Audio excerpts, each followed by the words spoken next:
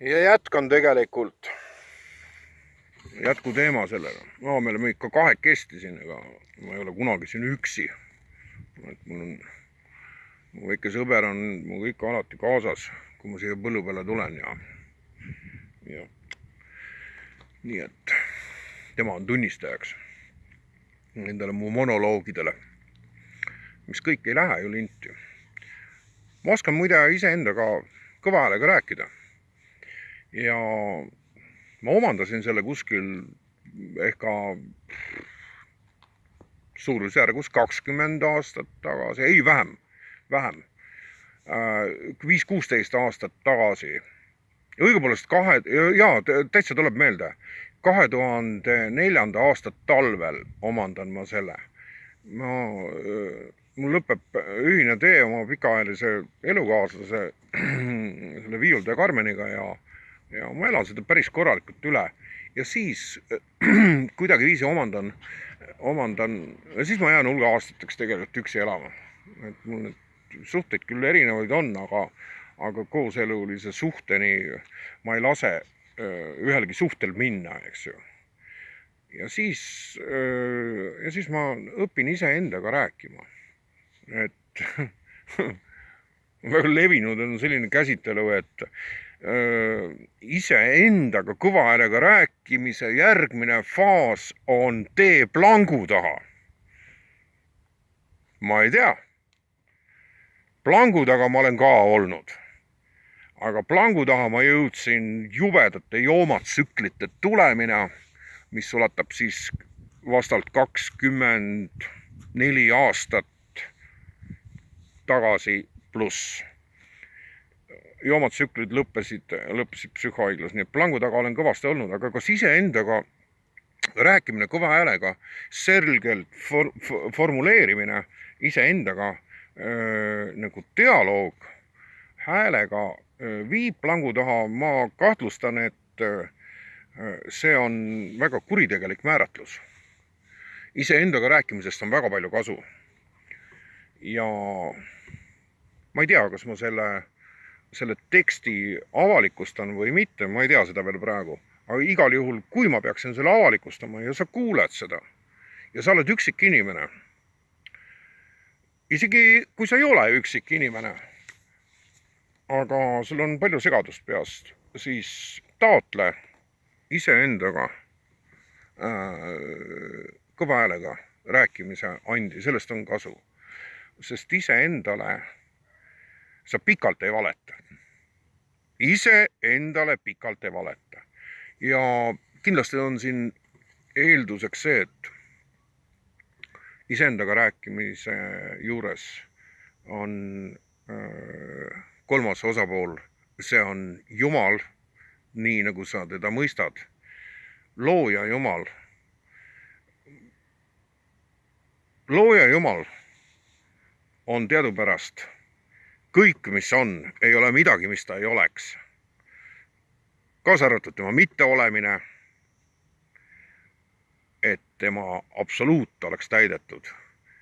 Et see meeletu mass, inimmass, kes ei suuda käsitada loojat Jumalat kui absoluuti, et ka nende õigused elule ja edenemiseni oleksid tagatud. Selles avaldub Jumala armastus. Seda kirikutes ei räägita. Kirikutes ei räägita üldse väga palju asju. Ja võib-olla ma praegu selles negatiivse emotsiooni tuules nagu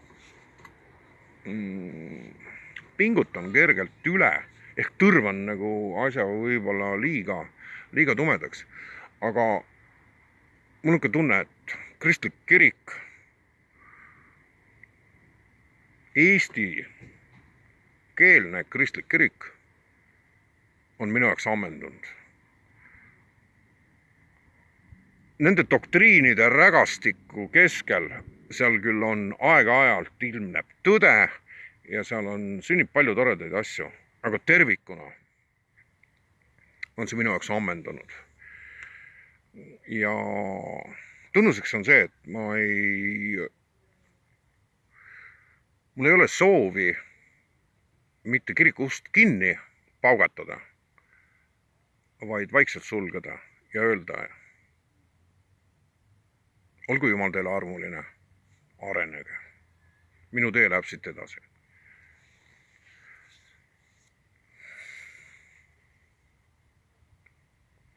Siin on kõik. Minu isiklik suhe, minu isiklik side, oma isikliku issanda, kes on isiklikuks issandaks läbi aegade olnud miljarditele, ma isegi julgeks öelda, võib-olla kümnetele miljarditele inimestele, sest üle 100 aasta teadupärast sootsium vahetab ennast täiega välja. 100-aastased välbas, seegi on kõvasti öeldud, tegelikult on see lühem. Ja kui palju igas selles 100-aastases välbas on olnud inimesi, kelle jaoks on Jeesus Kristus absoluutne issand, isiklik sõber, autoriteet, kelle nimesse ja kelle vaimkehasse koondub kõik lootus, kõik usk, kõik lootus ja kõik usk. Sest Jeesus ei kutsu meid igasugusteks tembutamisteks üles, vaid ta kutsub kapitulatsiooniks elu algjõududele, kapituleeruma. Tema lunastus avaldabki selles, et ta on meie eelmineja. Aga see ei olegi nagu oluline. See ei ole praegu oluline, see ei ole fookuses. See, mis must tahab nagu välja tulla.